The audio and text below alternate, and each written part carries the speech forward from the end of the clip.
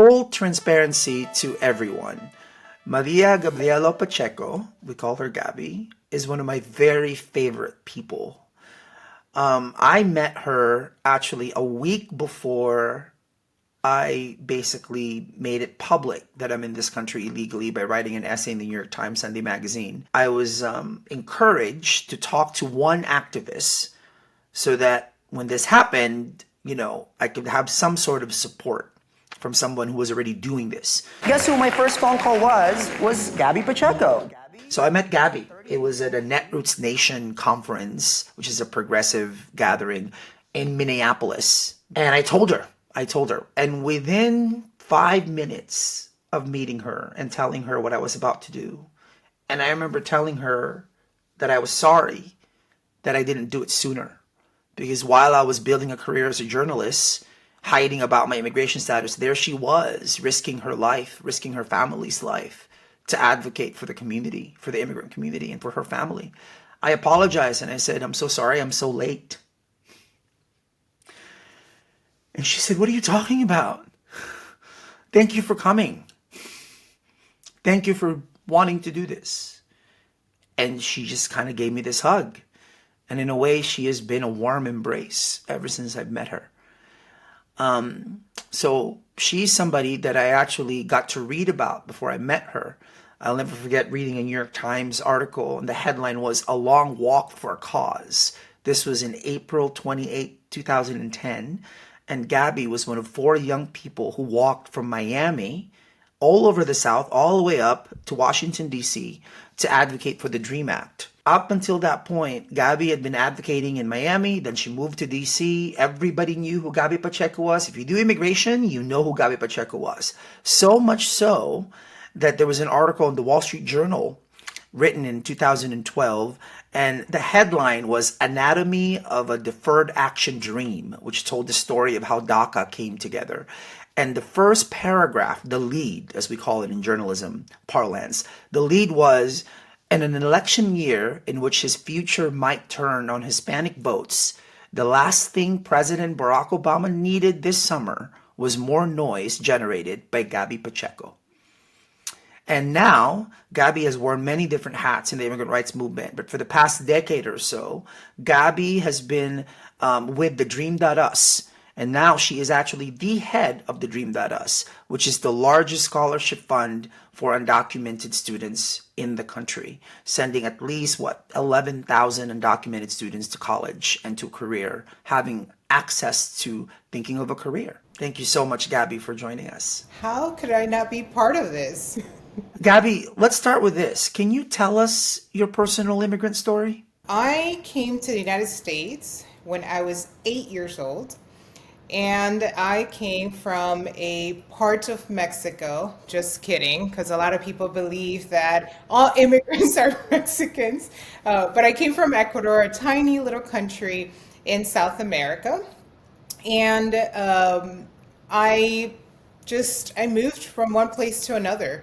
And it wasn't until I was in middle school when I learned that I was undocumented, or back in the day, that wasn't even a term. We would just say people, without status, without papers, sin papeles. And it was because my sister tried to go enroll in the local community college, and she was denied admission because she was undocumented. And so it really shaped me, and that's like the defining moment for me of when I decided that I was going to fight for myself to be able to have access to education. And it wasn't until 12th grade when the big loudmouth girl, started telling everybody, I don't have papers, how can I go to school, I want to go to college, that other people started coming to me to say, I have a secret, I want to tell you I don't have status, and if you figure out a way, can you please help me? And so that became kind of my calling to help other people. And I did find a way to go to college, which for me was just really, really difficult and hard. The sense of guilt of why me, why not my sisters, why me, why not my friends, and the desire that this burning desire to, I'd say, kick down the door to ensure that other young people had access to education. And it's been 21 years of doing that. As you said, now I run the Dream.us, which is the largest college access and career success program for undocumented immigrants who want to go to college. And, my whole entire journey has been around people being able to have access to their dreams, being able to, for young people, do what they want, which is usually be able to go to college, be able to have a career, and, has expanded, understanding that the issue that we have is not just about access, but really is about a systemic issue that we have in the United States around, and actually the world, right, around immigrants, migration, and human beings who are being held back from being able to fulfill themselves as people, as fulfilling their dreams. Well, I had mentioned this in the introduction, talking about your work and the fact that I had read about you before I met you. In 2010, you were a part of this group called the Trail of Dreams. This was a 4-month walk, 4 months, from Miami all across the South to Washington, D.C., to advocate for the DREAM Act. And mind you, people watching and listening, sometimes people actually still ask me, hasn't the DREAM Act passed? No. Nationally, the DREAM Act has not passed, right? Now, Gabby, I have to ask you, do you think something like that kind of stage protests, could that happen today? Do people have it in them to kind of do that kind of thing? Yeah, I think it's going to be inevitable. I think we're going to have to see something like that. I do feel that it's going to have to come also from citizens. And I have been telling folks, I fought so hard to get my citizenship. I was able to become a citizen last year.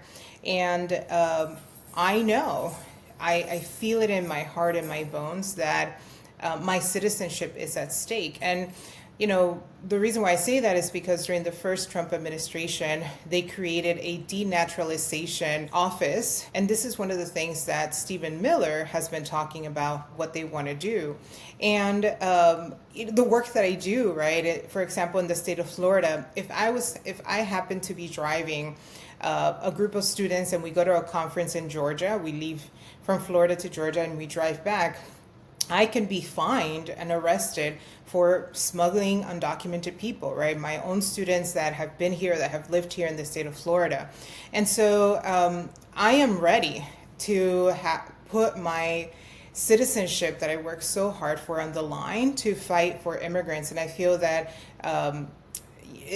it's just historically, like when you look at the fight that we've had to fight, not just now in the last 10, 15, 20, 30 years, but historically, right, across the world, like for immigrants and immigrant rights, it's going to take that level of theater. Sometimes people call it that, like political theater or activism or movements, in order for people to pay attention. And now more than ever, when you look at polls, when you look at the fact that people are holding mass deportation signs, that was like the basis of the campaign, and that you have even immigrants, undocumented immigrants, who are supporting Donald Trump and saying, well, if he deports me, I'm still going to support him. It's going to take that level of like putting yourself on the line, putting yourself and your story out there to get people's attention, to understand the gravity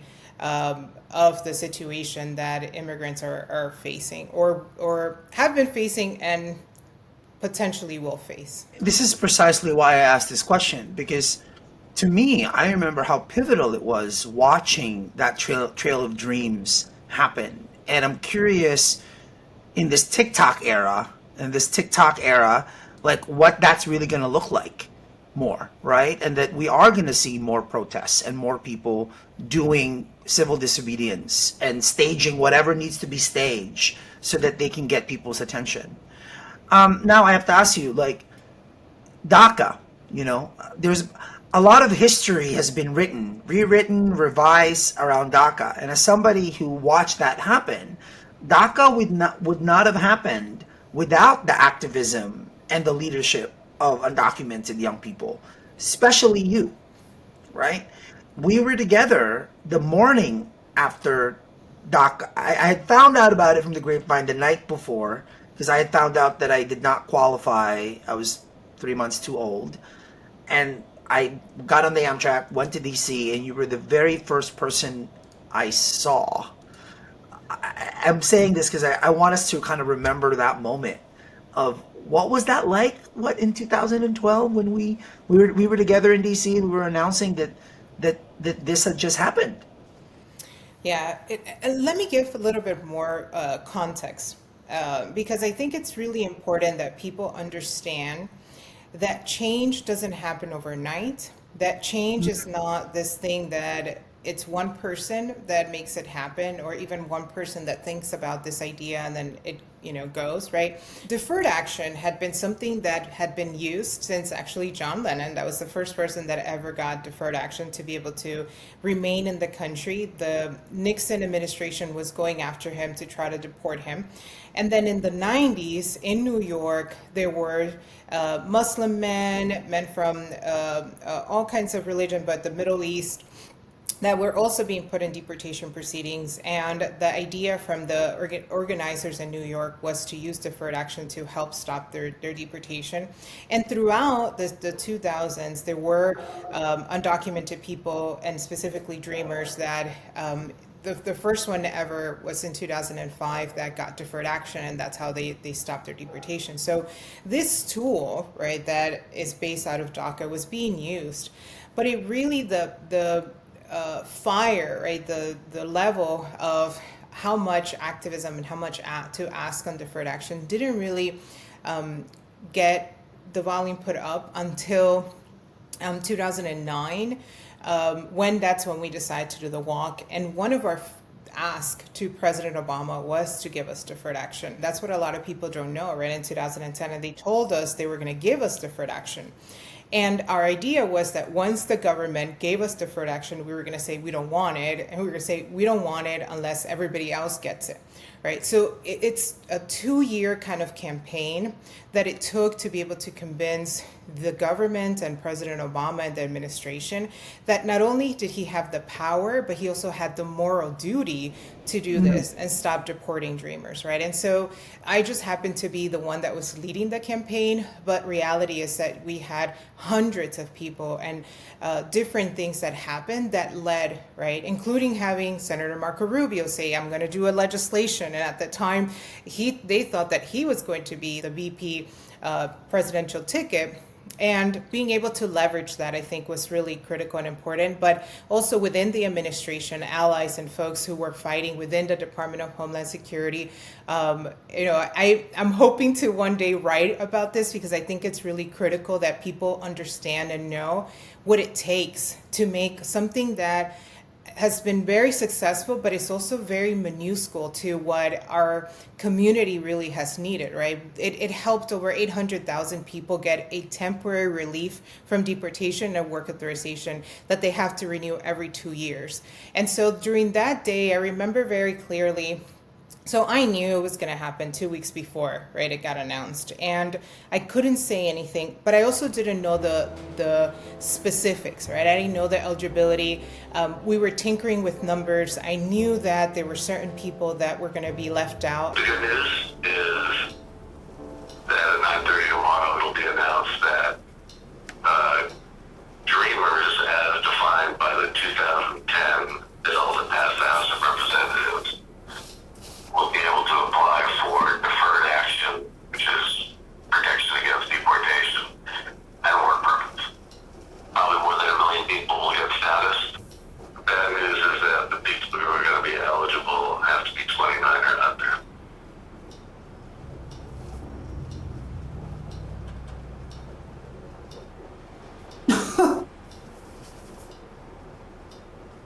Yeah. So Gabby just sent a text. My love, what's next for you? I'm so happy for you. She doesn't know the age limit. She doesn't know I don't qualify. I remember that call that you gave me where you just said, am I out? And I remember the pain, right, of knowing that 3 months 3 months. And it really broke my heart. And I was just, so upset that night because it wasn't just you that was out, it was also my sister. And to me, you've been a very important person in my life. I see you as a brother. And to have to make that decision and to know, right, that there's going to be individuals that are going to be left out, people that are so close to me, was one of the hardest things. And understanding and knowing that there was going to be hundreds of thousands that were also going to be able to benefit. And so that day, right, that it got announced, the president was in the Rose Garden. This morning, Secretary Napolitano announced new actions my administration will take to mend our nation's immigration policy, to make it more fair, more efficient, and more just, specifically for certain young people, sometimes called dreamers. Every single time I hear the clip, I feel all those emotions. There was birds singing in the background. And for us, right, we always talk about America as living in a golden cage. And we live in this cage. We see everything outside of us, how beautiful it is. We see other birds enjoying, flying freely. And here we are, right, in this golden cage. It has benefited a lot of people. It benefited me, right, being able to get DACA. And the other phone call that I got that day that was very meaningful was actually a phone call from my father. And my father said to me, I'm calling you not as your dad. I'm calling you as a dad of a young man who is depressed, who doesn't come out of his room, who is withering away because he works at a place where they're exploiting him, where he's not able to use his talent, where he cannot go out and he feels embarrassed because he can't take his girlfriend out because he can't drive.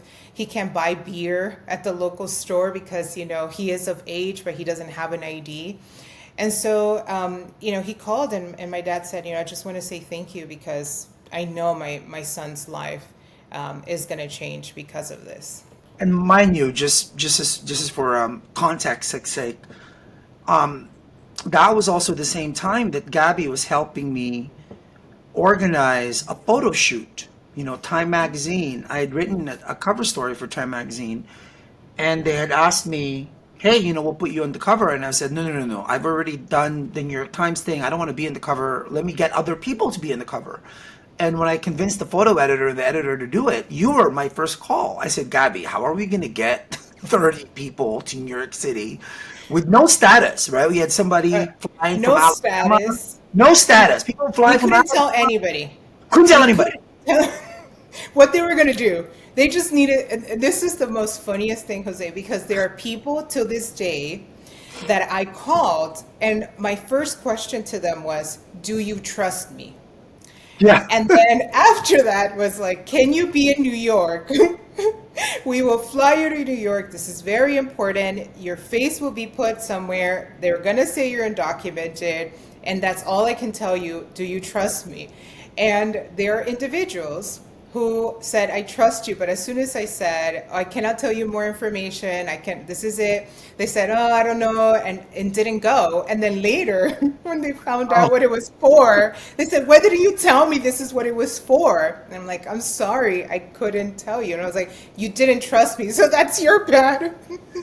I have to say, though, somebody was working in the White House who used to work for Time Magazine, I will not name the person, who had heard that Time Magazine was about to put undocumented young people on the cover, so they timed all of this together. So they announced DACA the same day the Time Magazine cover hit newsstands. So people don't know that. We did not coordinate that with the White House. It happened as it happened.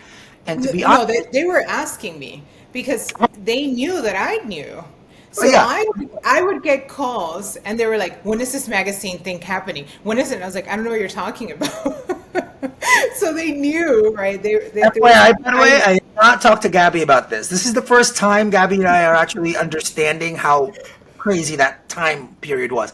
But what I do know is, if I had not seen your face that morning, I'm not sure because to be honest, my Lola, my grandmother, my family, my Auntie Aida, my Auntie Gladys, everybody was so upset that I didn't qualify for this. And what was I supposed to say? Was I supposed to publicly complain that why not me, right? All I had to do was say, wait a second. I decided to do what I did so that we could talk about this issue and give relief to whoever we can give it to. And I had to really stand by that. And if I hadn't seen your face that day, knowing that this is bigger than any of us, I'm not sure I could have reacted with as much grace that I needed to have at that moment where I felt like, wait a second, what? Who decided this? So publicly, as I'm saying right now, so thank you for that. Thank you for being that face and being that person that I was like, this is good. This is goodness. And so now I have to ask, Gabby, what's at stake currently for DACA recipients? 12 years. Wait, was it 2012? So, wait, yeah, 12 years after DACA was introduced. What's the current status of DACA, and what could happen to that status under this new administration? So there's about, I would say, three real possible scenarios. The first scenario is that this plays out a little bit longer. So DACA has been in the courts. Yep. We are getting towards the end of it. There could be a decision sometime soon from the Fifth Circuit. And after that, there can either be a decision to then fight this in the Supreme Court. The thing that we must understand is that it is the Trump White House that first put DACA in the courts. It happened again. And the White House right now has been fighting in court to remain and say this was constitutional, we did this the right way, and here are the different things, and here's how we're fixing it, right? But as soon as it's January 20th, we're not going to have a White House. We're not going to have an attorney general who's going to be fighting for the program. They're going to be on the other side now trying to end it. And so we don't even know if there is going to be a possibility of DACA going to the Supreme Court, which if it does, right, it just elongates it a little bit. Then you have to wait for the Supreme Court, and then you go and the Supreme Court hears or not the case, and there's some time period there for them to make a decision. And so the Fifth Circuit could say, this is it, and have Judge Hainan, whatever he says, right, be it. And Judge Hainan what he has said is that he wants to allow, right, because there's some reliance, not just from the DACA recipients who have work authorization and have jobs and families, et cetera, but also those employers and businesses that have hired hospitals, teachers, right, schools. And so what he has said is we'll give those DACA recipients one more opportunity for them to renew, so that can take people until 2025, 26, 27, right? That's one scenario. The other scenario is that they say DACA ends, and everybody who has their DACA, that's it, we're not going to allow anybody else to renew. And so we're going to start seeing a lot of people lose status starting in 2025. And I think probably as early as probably April, May, because in order for you to renew your DACA, you need to do it 120 to 150 days before the date of expiration. So if we're looking at right now, right, individuals who are going to submit renewals starting now and into January, that's only going to take us really until April, May. And then the last scenario, which I think is the wild card here, I don't know if this is going to happen or not, but we could have the administration and folks say, we're going to end this program now. There might be obviously litigation, and you'll have MALDIF and other folks fight it, but they might say, that's it, we're ending the program, and we have a certain period of day, 30 days, 60 days, 100, whatever days, right? That's, I think, more unlikely to happen, but, you do have this administration that is coming in with a lot of force of what they're saying they want to do, from, Texas preparing for detention centers and camps, to reality of them saying, oh, we're just going to go after people who are criminals, but reality is that they're going to go after the people that they have their addresses, right, the easier targets. Yep. Individuals who there's many DACA recipients who have had orders of deportation or have been put in a process because they never went to court, or their parents were part of for example, an asylum case, and they didn't know, and so they're somewhere in the system. So I do think that without trying to put fear and scare people, they are going to go for the easier target. Now, the good news on the upside of this is that, like I said before, DACA recipients, for the most part, I think 90-something% of them are working. And Yes. many of them have been working for many years. We're talking 5, 6, 7, 12 years that have had work authorization. And people depend on them, right? We have thousands of teachers. We have nurses. We actually have DACA recipients who are doctors, engineers, people that are working in Microsoft, all the Fortune 500 companies, like the top 5 companies in the country have DACA recipients. So I think that they're going to be very cautious, because it's not going to look good on them, right? To do something to this community of people that those communities that they live in depend on them. Now, I just want to make sure, because again, we have different kinds of viewers and watch and listeners in this conversation. Just to make this really clear, I said earlier in this conversation, the DREAM Act never passed. DACA is not the DREAM Act. DACA is a very specific program impacting, as you said, about, as we know, 800,000 people, right? Yeah. Who have been able... Right now, it's like a little under 500,000. A little under 500,000, right?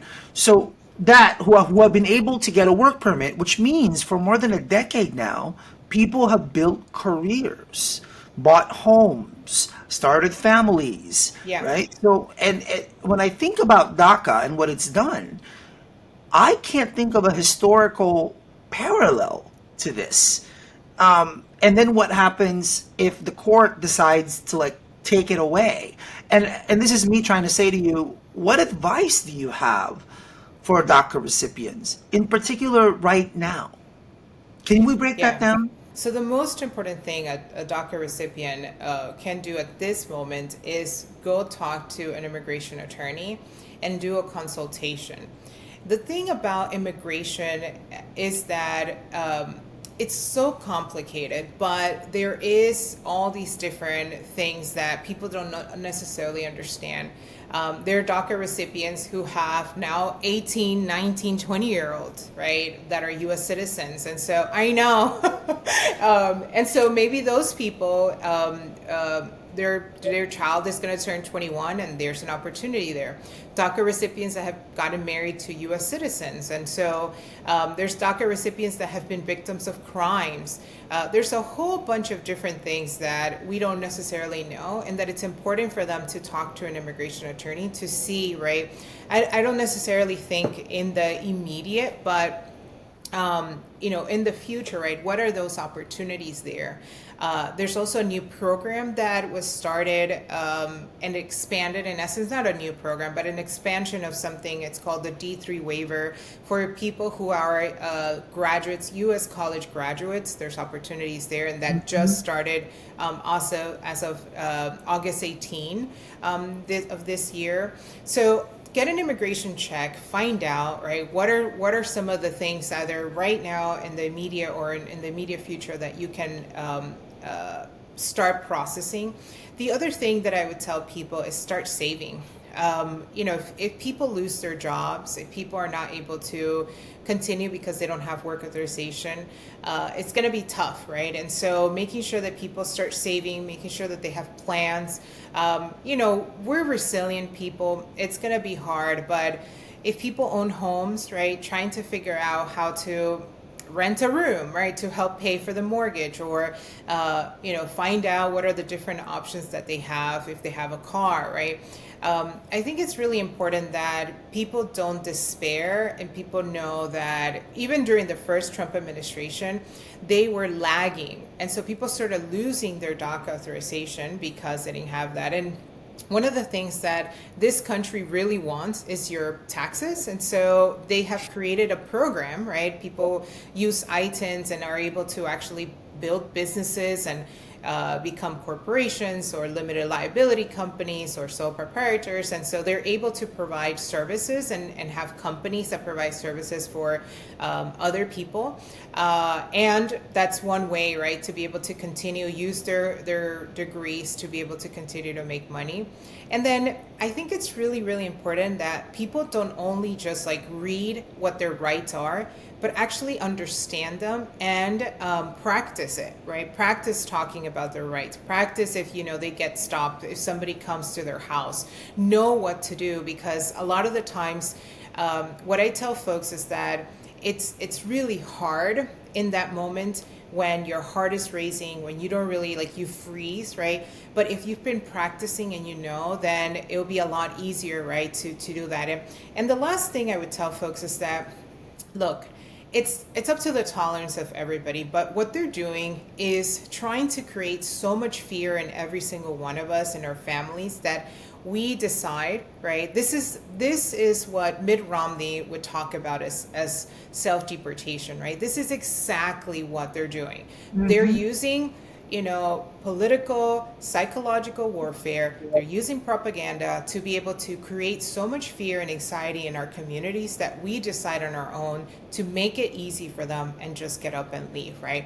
And what I want to tell people is that I believe in people's rights and autonomy of making their own decisions for what is best for themselves, but do not make these decisions out of fear and do not make it easier for them, because you as a human being, as a person, you still have rights, and this country still has laws that they have to abide by. They cannot just go around things and do things that are as they willy-nilly want to, right? So what I would say is that I tell this to people with all of my heart, if they are willing to fight, I am willing to fight with them.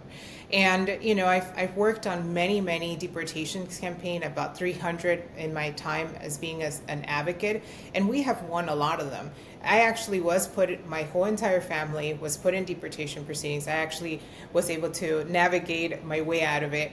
But today, every single person in my family is now either a U.S. citizen or a green card holder, just as of 3-4 months. It took time, but we fought and we fought back, and we didn't let them bully and push us around. So what I would say to people is know and understand that it's going to be hard, it's going to be tough, but there is a way. We've been able to fight this back, and I am not going to tolerate, I'm not going to allow for this country that is my country, that is my America, right, to go down the drain. I'm going to fight for it, because I'm going to fight for my community, because I know that we belong here. Thank you for breaking that down in really practical levels. I totally agree that self-deportation is the goal of this mass deportation media onslaught. Everywhere I turn, people are talking about mass deportation. That sign right behind me, it says, "I'm an American without papers." That was actually written, we wrote that, Ann Lupo and I wrote it at a Starbucks before I went into a Mitt Romney rally in Cedar Rapids in 2012. Right? And I remember at that rally, that was when Mitt Romney was talking about people should self-deport. And I'm looking at him and I'm going, wait a second, what? You mean, I graduated from middle school in this country. I have been paying taxes to this country since I was 18 years old. This is my home. What do you mean self-deport? And I have to tell you though, Gabby, I don't know about you, I'm up to 11 people. I'm up to 11 people who have told me that they've started to pack and started to plan to leave. So and for me, to your point, if people want to leave, they should leave, right? America is something, what I've told people is, America is something you carry with you wherever you are. That's the choice. If you want to make that choice, go make that choice. I, for one, am choosing, as of right now, I have chosen to stay. So what have you told people who have said that, hey, time for me to go? I don't feel anybody should feel any shame. I'm not going to shame people into making that decision. You have to make the decision for yourself of what is best for you and your family. I have a really good friend who left to Canada, and she, in 5 years, became a green card holder and a Canadian citizen, right? And they welcomed her with wide open arms, right? And so we're in this world for a very finite amount of time. I don't think anybody should waste their time um, being unhappy, being living in fear, right? And so we are free beings, and we should be able to be free wherever we are, right? So if people want to go, they should go. But here's the reality. What is happening in the United States of America is happening in probably another 7 countries in Europe, probably another 7 or more countries in Latin America, right? It's a worldwide phenomenon. And it happens all the time. It's been happening since people were on this earth moving from one place to another. And so I just want to make sure that people know and understand, right, that this is not a U.S. problem thing, right? It's a human being problem, a global issue that we're having, where we are denying the humanity of other people because we are otherizing them. We're saying they're immigrants, they're different than us. And immigrants, also get categorized as just good for the country, for their money and the products and the goods and the talents that they provide. But reality is that they're other human beings. And so at the bottom line of all of this is that I believe, right, that we are not just fighting about changing immigration laws. It's not just about allowing for this country to recognize us as full citizens. This has always been the issue that America has from slavery, right? It's like, who belongs? Like, who is a citizen? What is citizenship, right? And I know you talk a lot about that. And at the end of the day, right, it's like we're all citizens of this world, and we have to make the decision of what is best for us. And reality for me, right, as a person that lives here in Miami and stuff, this is where my roots are. This is where I want to be, and I'm going to fight for that, right? And I'm going to fight for my humanity and for the humanity of others. So that's what I tell folks, right? I tell them, if you want to go, but go with like open eyes. This whole the grass is greener on the other side. I don't necessarily believe that exists right now. People do have to find their own joy and happiness. And if this country doesn't want them, if this country wants to like demonize them and say, oh, you're a criminal, or you've done this illegally, or et cetera, et cetera, et cetera, right? How we otherize other human beings, then, it's going to be the loss of this nation to have, folks leaving. One of my privileges right now is I get to be on the advisory board of the Dream.us, which has become really singular in the way, and thank you, by the way, for giving more context. It's more than just a scholarship fund. This is a career access. This is about how do we use our education as a passport, right? I was sitting at a board meeting just last week. I'm a trustee of the California State University system. I was sitting there and I thought of Gabby, and I just wrote down education is a passport. And this is what the Dream.us in many ways is about. You all have provided, almost 11,000 scholarships? Is that correct? Yeah, that's right. So tell us something about what you've learned in the 12 years of the existence. Now we're talking about, a scholarship fund, this career access organization, 11,000 dreamers, $343 million raised, right? And the persistence rate, like the graduation rate, the success rate is kind of bonkers. Every higher education system should be looking at what makes the Dream.us the Dream.us. Can you talk to us about what you've learned working with undocumented college students these past 12 years? What's really interesting is that the story of immigrants, and for most of them, what we hear is our parents usually make decisions, the very tough decisions to migrate to the United States or have their children come to the United States. It's not about what they see on TV, right? Which a lot of the times America's all over, right? In the movies, and the people, the way they wear, and Mickey Mouse, right? And Disney World. But at the core of it, the parents and the decision that families make is for their children, and for their children to have a better access to education and to a life, right, that is safer, etc. And what it's instilled in us, right, is go to school. You have to like focus in school. That's the most important thing that I can give you by bringing you here. And so you have this kind of, very heavy responsibility as a child and growing up, right? That your way out and the way to fulfill that promise of your parents coming here or you coming to the United States is by getting an education and by building a career.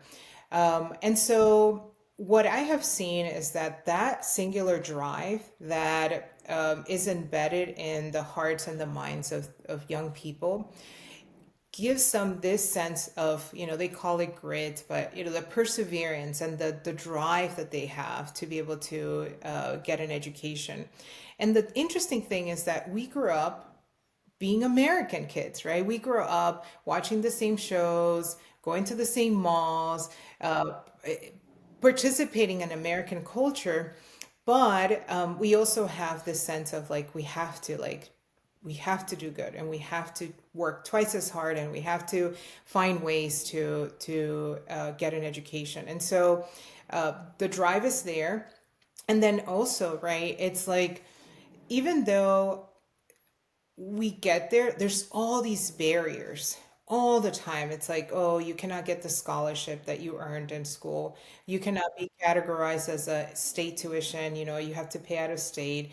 You have to loop, all these things. And it just is so hard. And in my mind, it's so interesting because education has always been used as a tool to keep people subjugated, to keep people in the underclass, to keep people dumbed down so that they are not able to liberate themselves. And so education for a lot of young people in the immigrant rights movement, a lot of dreamers, has been a form of liberation. I have to say, by the way, watching the growth and the evolution of the Dream.us to me is such an example of what happens when you listen to the very population that you seek to serve.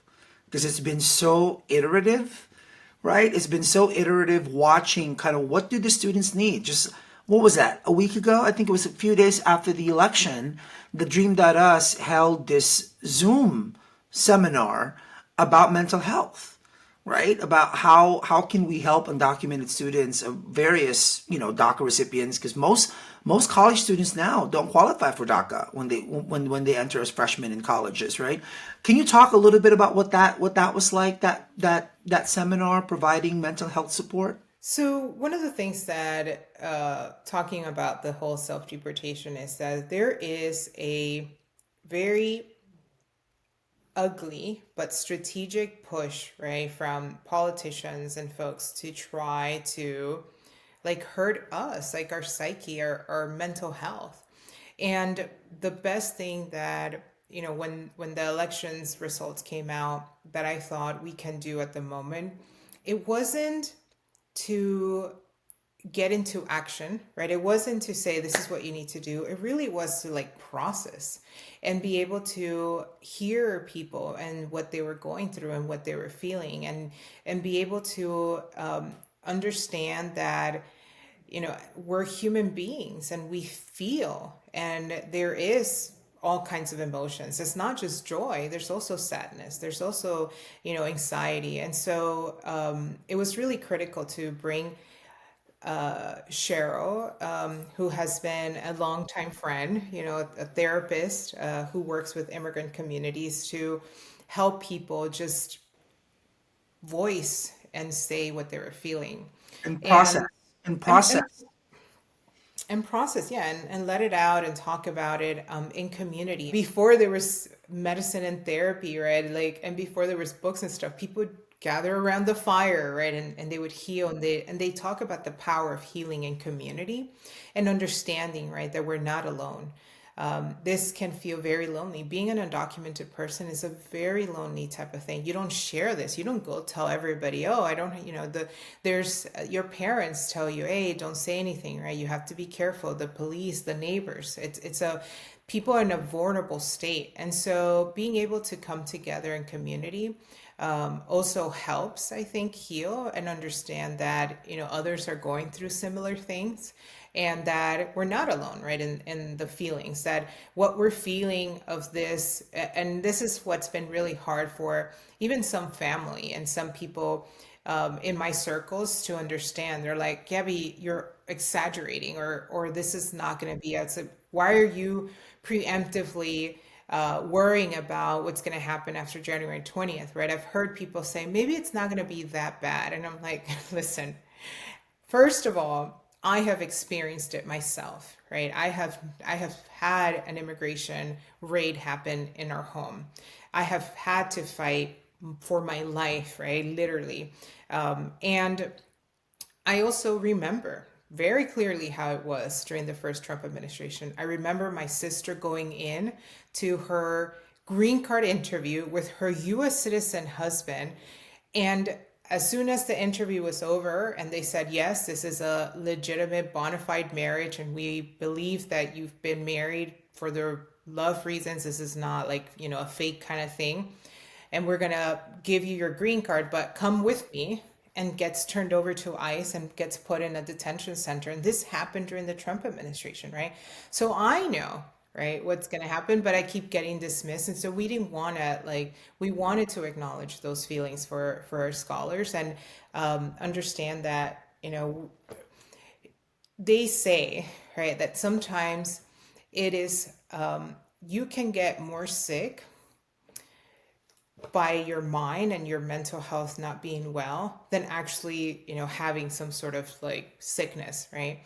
In that all of our bodies intertwine. So we wanted to make sure that we were able to process that, and it's not just like a one step thing. We're gonna, continue to have these conversations, but at the same time, we want to make sure that people know, right, that they're not alone. Just a follow up, by the way, in case viewers and listeners are curious. So, your sister, what ended up happening after she was detained? I remember that part. For how long, and then what happened after?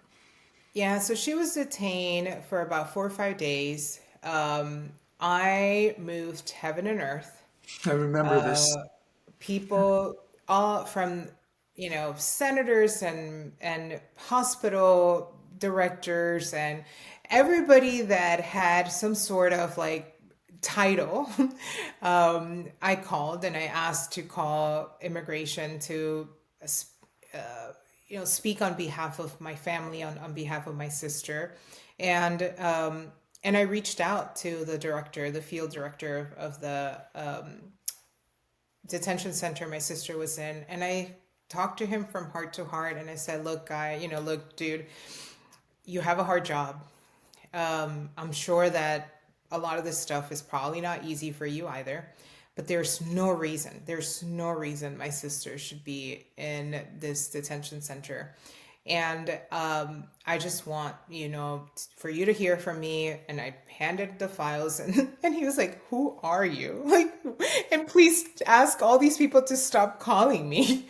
But, it took so much effort to be able to get her out of that detention center.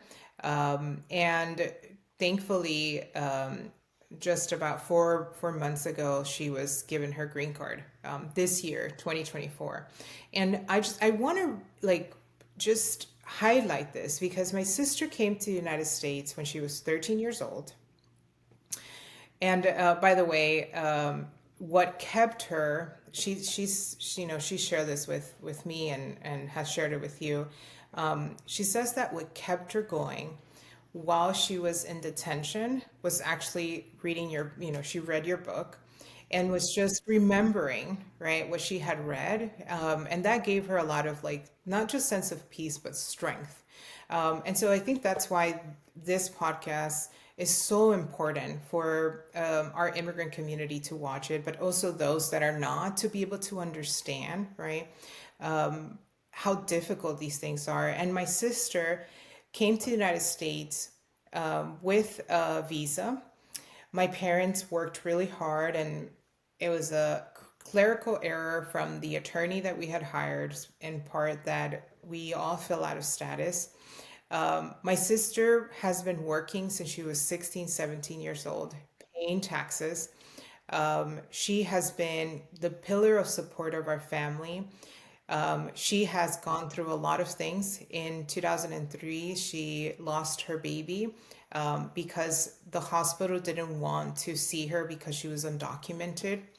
And unfortunately, her baby got stressed in the stomach. When the baby finally came out, the baby only lived to be 18 days.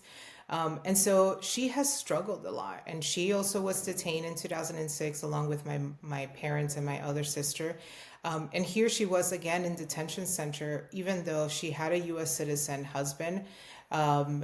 She's a church goer. She goes to church every Sunday, to the same church that, I used to go to. And this is the thing that I want people to like really understand and know, that this is the people that live among us in our community that are going to suffer, that have suffered and continue to suffer. And she finally was able to get her green card after 31 years of living in the United States and trying every way possible to be able to get that green card. And it finally came.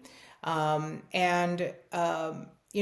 grateful for it, but this is the system we're working with. When people tell us and scream at us, why don't you make the line? Why don't you just get legal? Well, we try.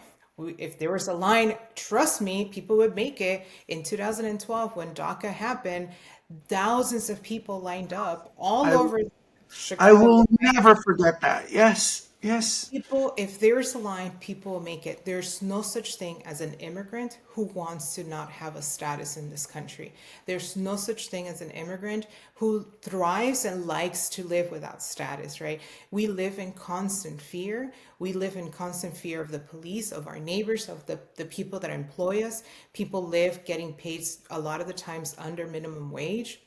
They're susceptible for just being mistreated, right? And so for my sister and the difficulty that she has, lived through, she's somebody that is apolitical. She's somebody that doesn't follow any of the stuff. She just wants to live her life, right? Like any other human being and person. And now she has a 2-year-old. And, it's just really, really difficult to see, right, that there is Tom Holman, right, who says, it's their choice.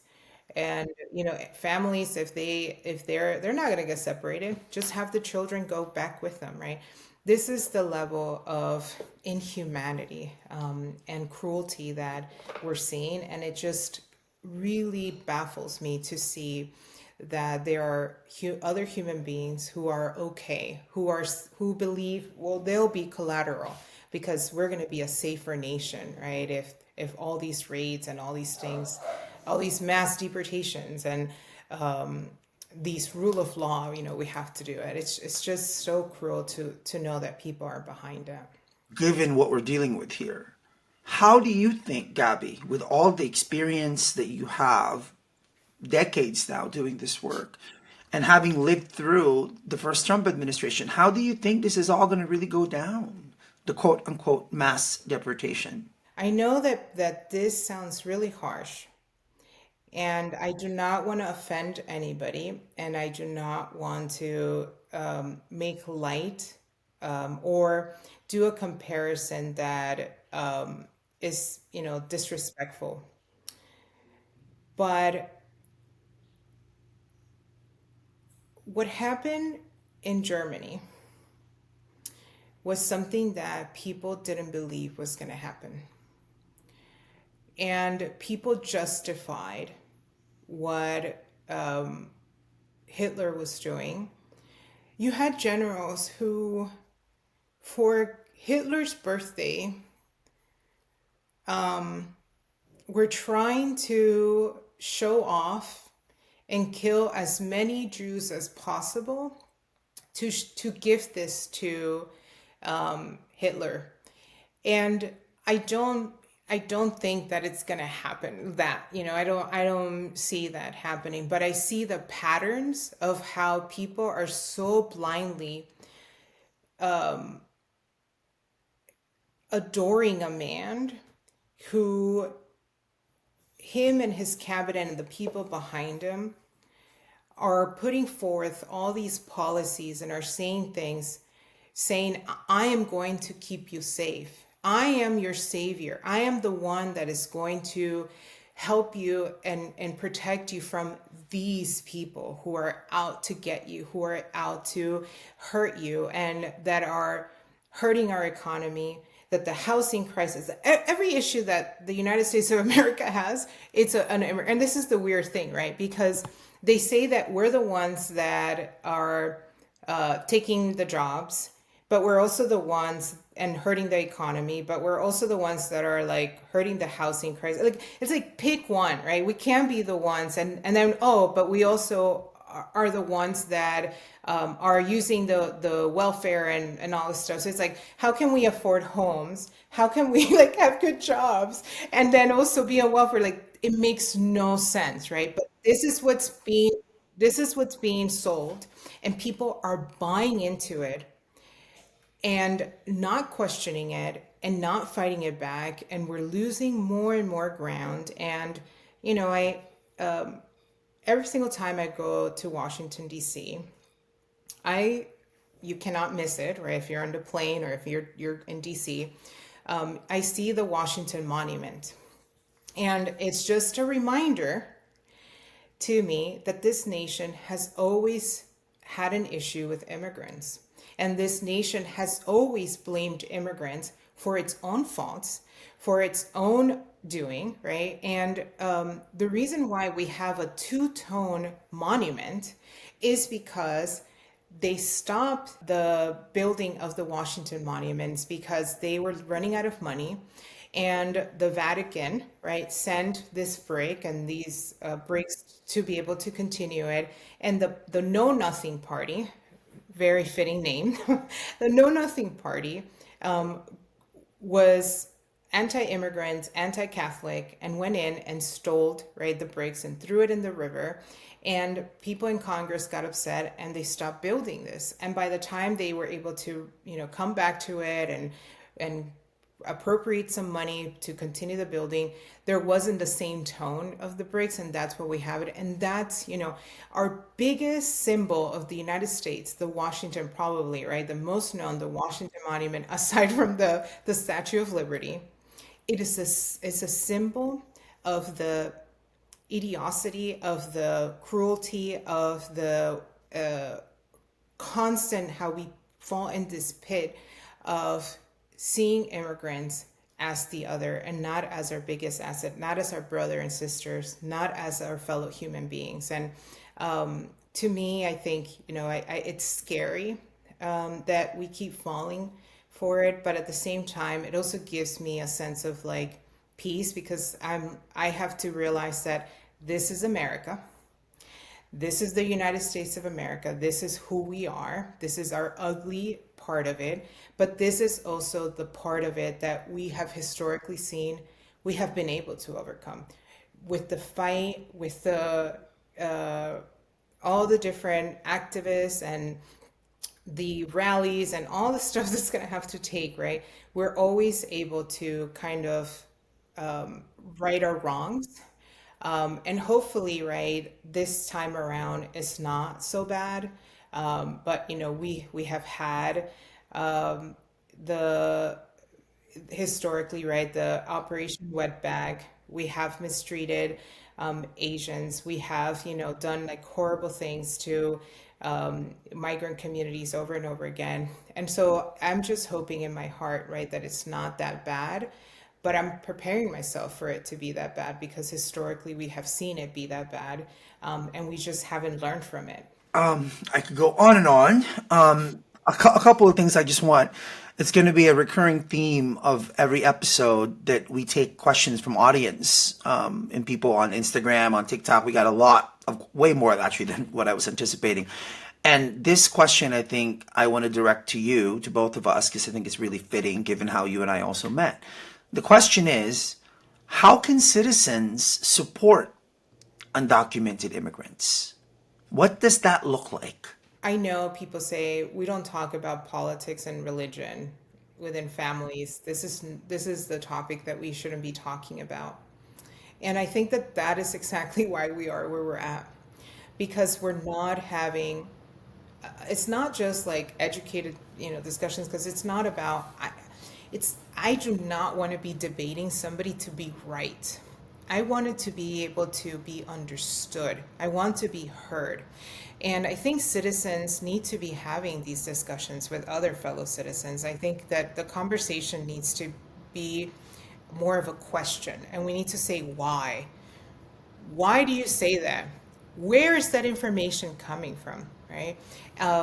We need to have those conversations. And again, it's not about being right or wrong. So I hope that, my fellow citizens, and now I can say that, question what is coming out and have dialogue and have conversation, and don't allow, right, for things to be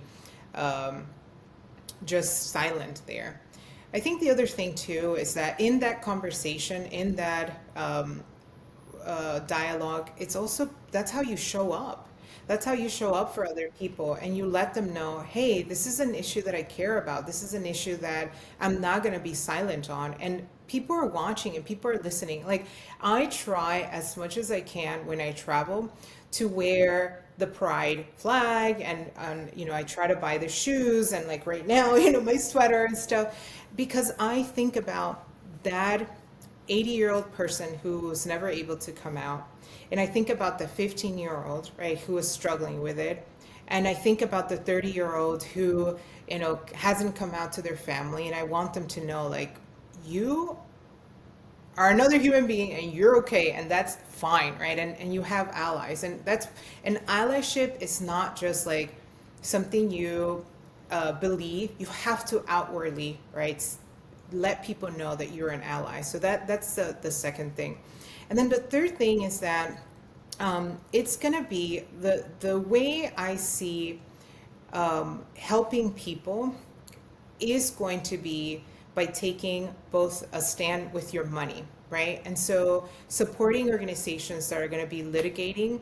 I made a post about MALDEF, the Mexican American Legal Defense Fund. They're the ones that have been fighting for DACA and have kept DACA going for all these years, right? They're the ones that are constantly litigating and fighting all these anti-immigrant, hateful legislation. And they're a very small, nonprofit that's been around for 50 years or so. And they're attorneys, right, working this, and they're not as known and well-resourced as, for example, the ACLU. So finding the local organizations in the local communities that are doing the work, the immigrant rights work, that are going to be supporting folks on the ground, I think it's going to be really important. And, this is where I know this sounds like, minuscule and stuff, but like taking things local, a lot of the stuff, right, it's going to be DC and they're going to do it, but people really get affected by the local stuff. So like supporting local businesses, supporting, those local restaurants that it's an immigrant family, right? You can see who's serving you and who's managing it and who's in the back, cooking. Like trying to make things more local and putting your resources and your hard-earned dollars to supporting more of like the people in your community. I think that's would be the third thing. Very specific question to you as the head of the Dream.us. What is your call? What is your ask of every college president, of every professor, every high school teacher who has an undocumented student in their high schools and in their colleges? What should they be doing right now? They have to be vocal. They have to let these students know that they are supporting them, that they are there to be a safe place for them. Higher education is under attack, has been under attack. We already seen affirmative action. Sadly, we're seeing everybody now turning their backs around diversity, inclusion, and equity, right? That's now a taboo term. We cannot say that. And reality is that like this is part of the bigger fight of like the otherism, right?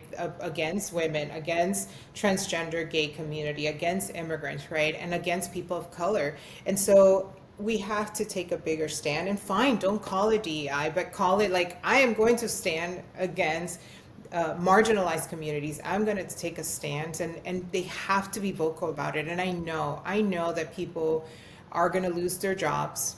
I know that institutions of higher learning they already are being taken over in the state of Florida by more radical conservative kind of politicians and people, right? And everybody's coming this way. But if you really believe in education, if you really believe in the work that you set out to do as public institutions, private institutions, then people need to take a stance. And this is going to be tough for the whole entire country, for a lot of people. But at the end of the day, right, like, where does your morals and values stand? And where do you, as you are in your deathbed thinking about, what did I do in my life in this world? How did I make a difference? And, did I waste my time, siding with people who were oppressing, right? The people that I said I was going to be supporting and standing up for. I must share this quick little story. I will never forget. I was celebrating my Lola's 75th birthday, which is a huge thing. And I was raised by my grandmother. And I cobbled together some money to throw her a party. My Ate Gladys, Kuya Jerry helped me out. Gabby flew in and she stayed with me at Susan Sweely's house. So Gabby got to meet kind of my high school principal, my high school superintendent, Mary Moore, my high school superintendent's assistant, Susan, who was on the board. She got to meet kind of my allies, my people, before the word allies was even a thing. And I'll never forget, you turned to me and you said, "You make so much more sense now." Do you remember that? You met my people and you were like, "Oh." And I'm saying that because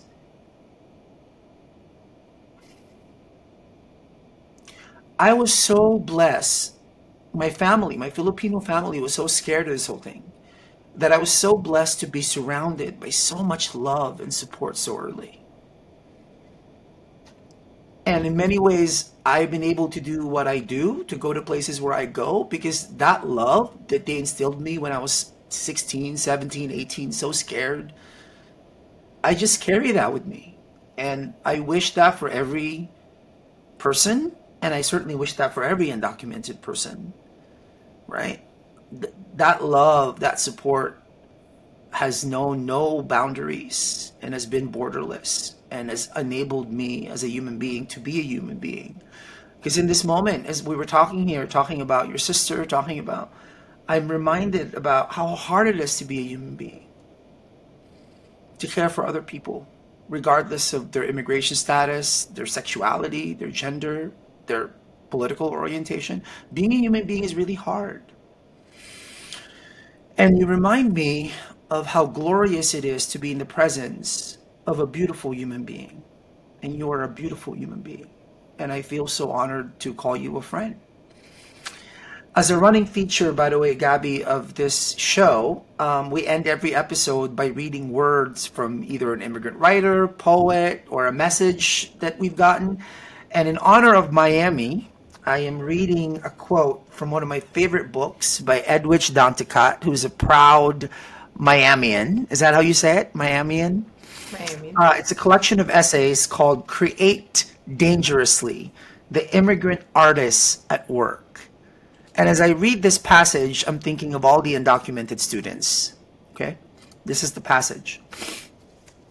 I am even more certain that to create dangerously is also to create fearlessly, boldly embracing the public and private terrors that would silence us, then bravely moving forward, even when it feels as though we are chasing or being chased by ghosts. Please create dangerously. Thank you so much, Gabby, for joining us and for being in this space. I feel so honored to be able to call you a friend and be in your space and the space that you have created. And I can't wait to talk more. Thank you. We need to create these spaces for ourselves. So thank you for creating this for our community, but also to let other people in and see Yeah. who we are.